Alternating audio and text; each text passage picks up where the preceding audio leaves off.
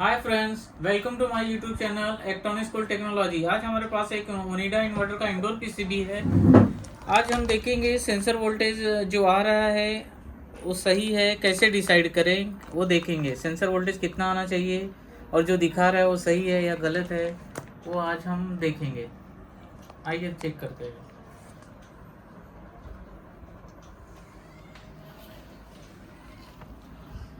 इस पीसीबी में आप देख सकते हैं blue connector room sensor air sensor है और ये जो ग्रीन कनेक्टर है ये कॉइल सेंसर का है। तो कॉइल सेंसर का वोल्टेज देखते हैं पहले। 1.9 है, आप देख सकते हैं मीटर पे 1.9 और एक पिन पे 5 वोल्ट है। एयर सेंसर का वोल्टेज देखेंगे, एक पिन पे 2.297 है, दूसरे पे 5 वोल्ट है। तो अब ये जो वोल्टेज आ रहा है कैसे डिसाइड करें कि ये सही है, तो उसके लिए आज हम कैलकुलेशन करना सीखेंगे कि कैलकुलेशन से कितना वोल्टेज आ रहा है और जो दिखा रहा है तब डिसाइड कर सकते हैं कि ये वोल्टेज सही है या गलत है। अगर रॉन्ग है तो उसको सही कहाँ पे प्रॉब्लम हो रही है कैसे डिसाइड करें। आप यहाँ पे देख सकते हैं, कनेक्टर से देख सकते हैं वोल्टेज डिवाइडर बनाया गया है 1002।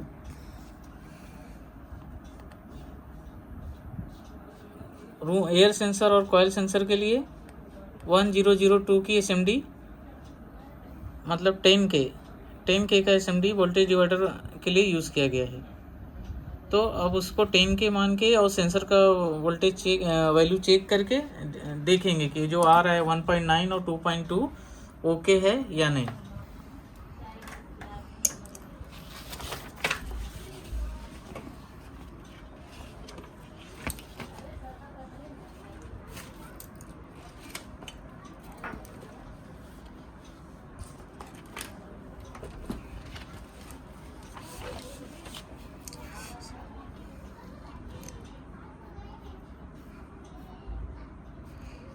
सेंसर की एक पिन पे 5 वोल्ट है और उसको डिवाइडर जिस रजिस्टर से बनाया गया है वोल्टेज डिवाइडर बनाया गया है, बाइसिंग रजिस्टर बोलिए, वोल्टेज डिवाइडर सपोर्ट रजिस्टर कुछ लोग कहते हैं। एक्चुअली वोल्टेज डिवाइडर रजिस्टर है, बाइसिंग ये नहीं है, बाइसिंग इसको नहीं कह सकते। और ये रजिस्टर ये जो सेंसर है, अगर एयर सेंसर मान रहे हैं तो एयर सेंसर 15K का है। इसमें जो एयर सेंसर यूज़ हुआ है 15K का है, मतलब जब टेम्परेचर 25 डिग्री सेल्सियस पे उसकी वैल्यू 15K रहेगी एयर सेंसर का। और ये जो वोल्टेज डिवाइडर के लिए रजिस्टर यूज़ हुआ है वो 10K है और इस पर वोल्टेज आ रही है जो मीटर से हमने चेक किया 2.2 समथिंग आ रही है। अगर पाइप थर्मिस्टर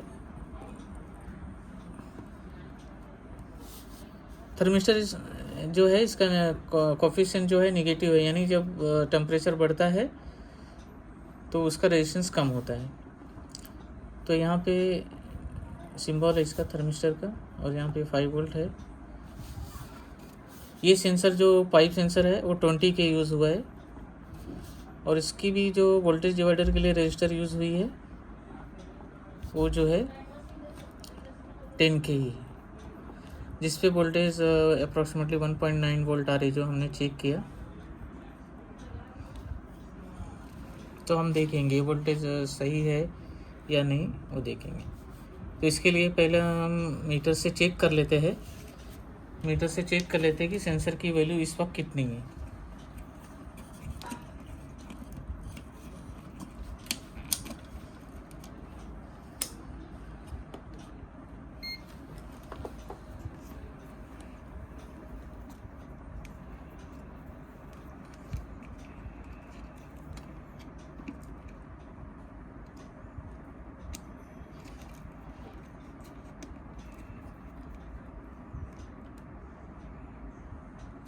आप देख सकते हैं एयर सेंसर की वैल्यू इस वक्त 11.80 किलो ओम्स बता रहा है और कॉइल सेंसर की वैल्यू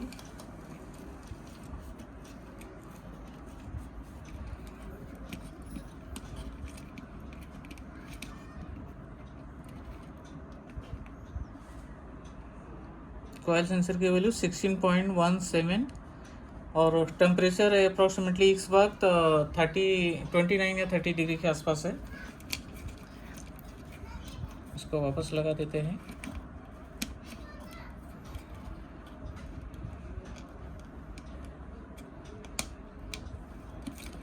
एक मिनट, कॉयल सेंसर का कितना है?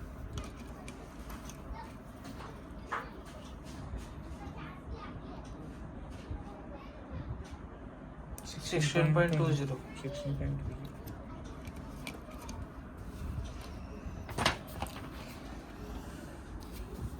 पाइप थर्मिस्टर का जो वैल्यू हमने चेक किया 16.20 है और इसका जो हमने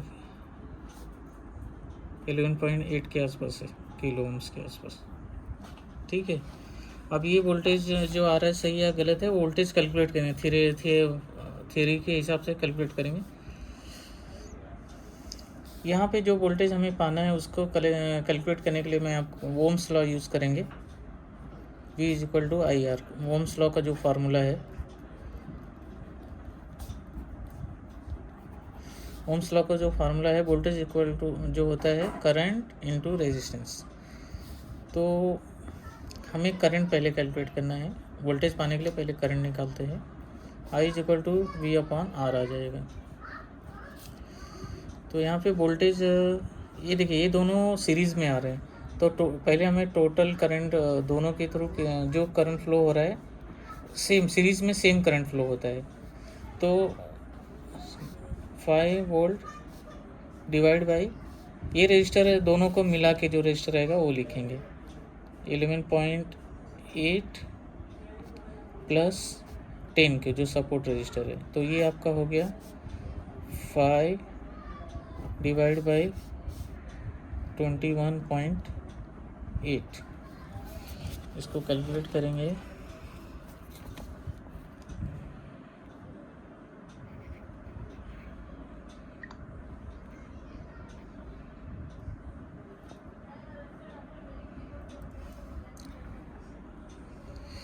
फाइव डिवाइड बाई 21.8, ये आपका अप्रॉक्सीमेटली आ जा रहा है 0.23 मान लेते हैं।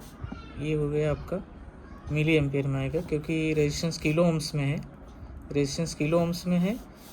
तो ये जो आपका ये हो गया वोल्टेज जो सिस्टम को जा रही है वो ये 10 के क्रॉस जो ग्राउंड से जो रजिस्टर कनेक्ट रहता है वही वोल्टेज जो है सिस्टम को फीड हो रहा है। तो यहाँ पे देखते हैं, अब देखिए हमें करंट मालूम पड़ गया है कि करंट ये फ्लो हो रहा है। तो हमें ये रजिस्टर के क्रॉस हमें वोल्टेज ड्रॉप चाहिए 10K के क्रॉस। तो उसके क्रॉस वोल्टेज ड्रॉप कितना होगा? 10K के क्रॉस वोल्टेज ड्रॉप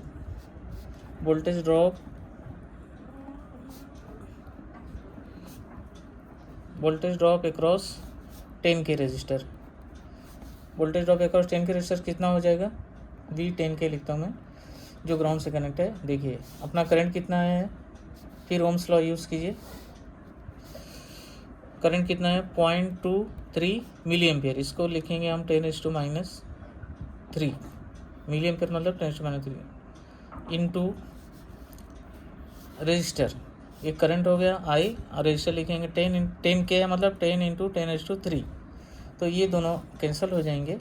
आपका आ जाएगा वोल्टेज कितना आ जाएगा? 2.3 वोल्ट, जो अप्रॉक्सीमेटली टॉलरेंस से हिसाब से देखेंगे तो ये 2 पॉइंट कुछ रीडिंग रहेगी, वो मैंने 2 ही डिजिट लिखा है, तो ये 2.3 होगा। इस तरह हमने एयर सेंसर का कैलकुलेट कर लिया। ये वोल्टेज आपका सिस्टम को जाएगा। सिस्टम को सिर्फ वोल्टेज ड्रॉप ही समझता है, यहाँ पे क्या कनेक्ट है कैसे नहीं। अब जैसे देखेंगे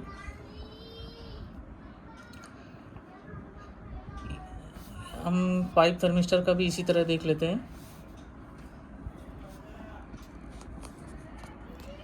V is equal to I R, I is equal to V upon R. Voltage वही 5 वोल्ट है और 16.20 प्लस 10K। तो ये हो गया आपका 5 डिवाइड बाई 26.2।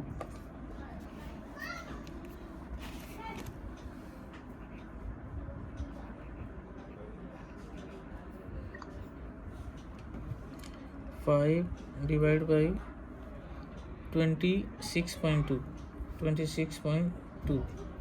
0.19 आपका हो गया 0.19 मिली एम्पियर करंट आ गया। अभी हमें इसके क्रॉस फिर से चाहिए तो V10 के लिखेंगे। तो देखिए आपका 0.19 मिली एम्पियर है, 10⁻³ इंटू 10K का SMD है तो 10 इंटू 10⁻³ ये दोनों कैंसिल आउट होंगे। आपका वोल्टेज कितना आ जाएगा 1.9 वोल्ट। तो आप यहाँ देख सकते हैं जब हमने मीटर से चेक किया तो हमारे कैलकुलेशन से ये मालूम पड़ा कि ये वोल्टेज सही है। और एयर थर्मिस्टर का पाइप थर्मिस्टर का दोनों का वोल्टेज हमारे थियोरेटिकल कैलकुलेशन और जो PCB में दिखा रहा है वो दोनों मैच हो गया। अब हम ये देखेंगे कि अगर देखिए अगर यहाँ पे आपका रेजिस्टेंस जैसे जैसे टेम्परेचर बढ़ेगा, आपका टेम्परेचर जैसे जैसे बढ़ेगा, आपका ये ओनिडा का इन्वर्टर का इंडोर PCB है।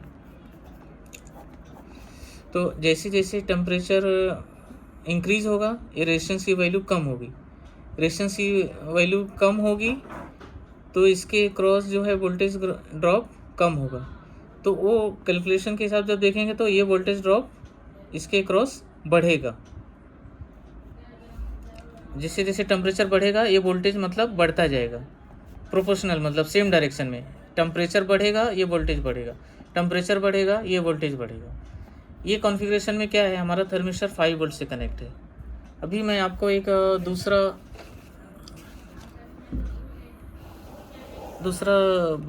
तरीका भी बता दूंगा जब सेंसर आपका 5 वोल्ट से कनेक्ट ना होके नेगेटिव साइड में सेंसर कनेक्ट हो। फॉर एग्जांपल LG का एग्जांपल लेते हैं, आप मैच कर लेना डेटा, मैं बता रहा हूँ आपको। उसमें बाइसिंग रजिस्टर जो होती है, ये ड्रॉ वोल्टेज डिवाइडर वाली जो रजिस्टर्स यहाँ पे जो है ये रजिस्टर ऊपर की साइड होती है। LG में डबल सेंसर एक ही कनेक्टर में जो आता है उसका बता रहा हूँ। उसमें अगर आप एयर सेंसर की बात करेंगे तो ये 5 वोल्ट से जो कनेक्ट रहता है वहाँ पे एक 12K की रजिस्टर है। LG स्प्लिट विंडो सब में सेम है दोनों मॉडल में। तो फिर जो उसमें थर्मिस्टर कनेक्ट है आपका 10K का थर्मिस्टर है, वो कनेक्ट है आपका थर्मिस्टर ग्राउंड के साथ कनेक्ट है। इसी तरह पाइप्स थर्मिस्टर की बात करेंगे, सेंसर कहिए थर्मिस्टर कहिए, तो जो कॉइल सेंसर का वोल्टेज डिवाइडर वाला रजिस्टर है वो है आपका 6.2K का, और ये सिस्टम को वोल्टेज आएगी। और यहाँ पे जो उसका कॉइल सेंसर है वो 5K का है, 5K का है। तो ये ग्राउंड है। ये इस कंडीशन में क्या होता है, जैसे जैसे टेम्परेचर बढ़ती है वैसे वैसे वोल्टेज इसमें कम होता है। ये किस में क्या था, जैसे जैसे टेम्परेचर बढ़ेगा वोल्टेज बढ़ेगा। सिस्टम को ऐसा समझना है कि टेम्परेचर बढ़ रहा है तो ये वोल्टेज बढ़ रहा है, ऐसे प्रोग्राम करना पड़ता है। टेम्परेचर बढ़ रहा है तो ये वोल्टेज बढ़ रहा है। लेकिन इसमें क्या होगा, जैसे जैसे जैसे मान लेते हैं एक 10K का एक 10K का सेंसर ले लेते हैं।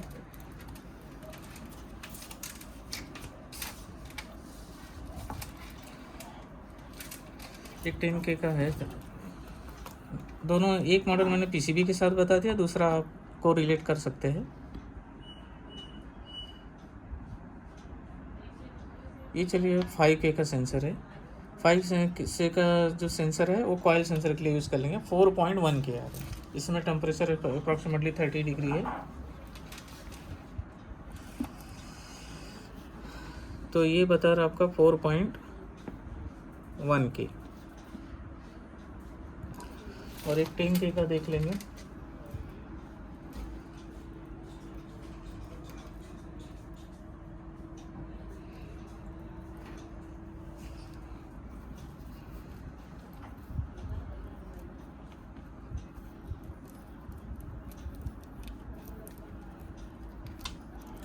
This one.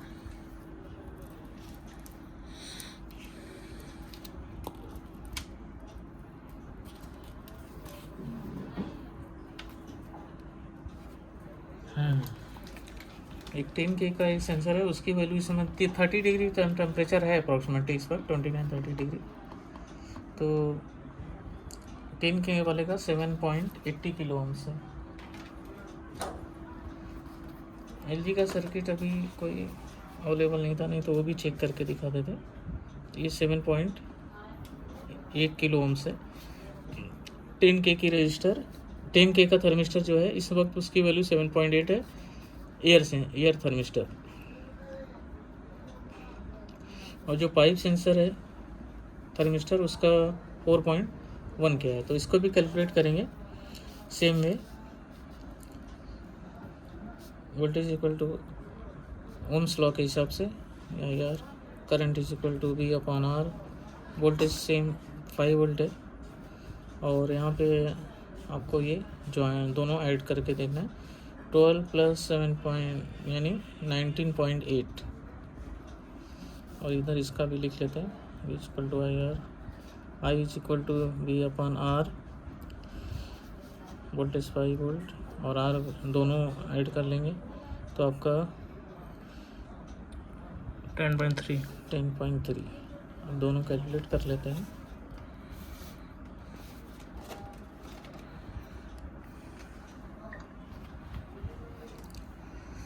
Five divide by 19.8,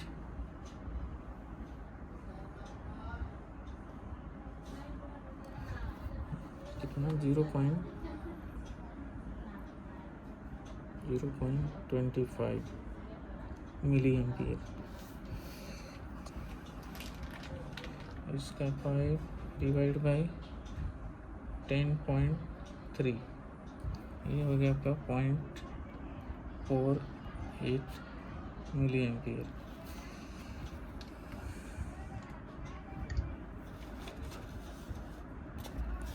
तो अब इसको देखेंगे,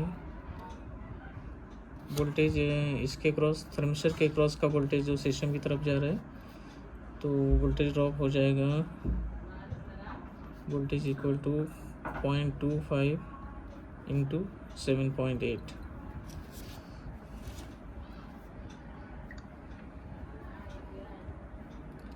पॉइंट 25 इंटू 7.8, 1.95 वोल्ट। 1.9 वोल्ट हो गया ये आपका। इसी तरह इसका जो होगा वोल्टेज 0.48 इंटू, मैंने 10⁻³ वो नहीं लिखा है सिंप्लिसिटी के लिए, किलो ओम्स और मिली एम्पियर कैंसिल हो जाएंगे एक दूसरे से। यहाँ पे देखेंगे ये हो जाएगा 4.1।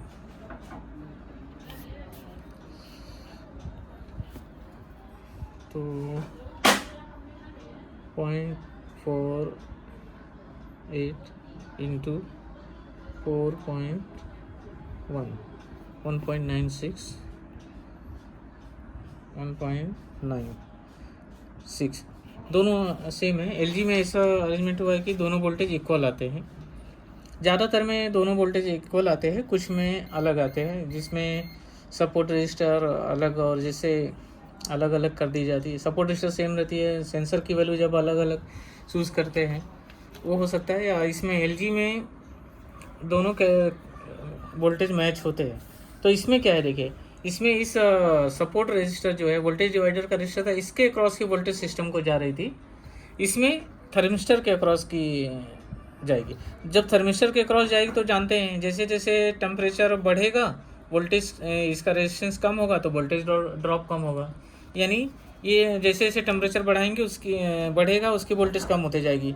1.8, 1.7, मतलब जैसे जैसे टेम्परेचर बढ़ेगा वोल्टेज कम होते जाएगी। इसी तरह इसमें भी जैसे जैसे टेम्परेचर बढ़ेगा वोल्टेज ये कम हो जाएंगे। ये दोनों थर्मिस्टर जो यूज़ हुए हैं एयर कंडीशनिंग फील्ड में, निगेटिव टेम्परेचर कोफिशिएंट वाले सेंसर यूज़ होते हैं एनटीसी टाइप में। एनटीसी टाइप मीन्स जब आपका टेम्परेचर बढ़ता है तब रेजिस्टेंस डाउन होता है। पीटीसी में क्या है, पीटीसी टाइप में पॉजिटिव टेम्परेचर कोफिशिएंट में जैसे आपका टेम्परेचर इंक्रीज़ होगा रेजिस्टेंस भी इंक्रीज़ होगा।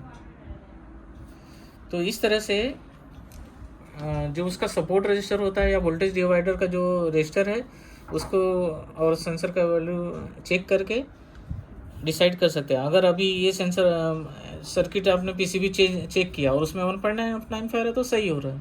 अगर यही समझो आपका कुछ 3 वोल्ट आ रहा है, कुछ अलग आ रहा है, तो ये जो सपोर्ट रजिस्टर होता है वो ख़राब हो सकता है, आपका थर्मिस्टर भी ख़राब हो सकता है। और उसके बाद जो है यहाँ पे पीएफ भी लगा होता है, कभी कभी पीएफ भी लीक हो जाता है तो वो भी ख़राब होता है, तो भी वैल्यू अलग हो जाती है। तो इसको कैंसिल आउट कर सकते हैं या दूसरा नया पीएफ लगा सकते हैं। तो जानकारी आपको अच्छी लगी तो चैनल को सब्सक्राइब करें, वीडियो को शेयर करें और कमेंट करके ज़रूर बताएं कि आप किस सब्जेक्ट पे, किस टॉपिक पे वीडियोस चाहते हैं। कमेंट करके ज़रूर बताएं। मिलते हैं नेक्स्ट वीडियो में। Bye bye friends.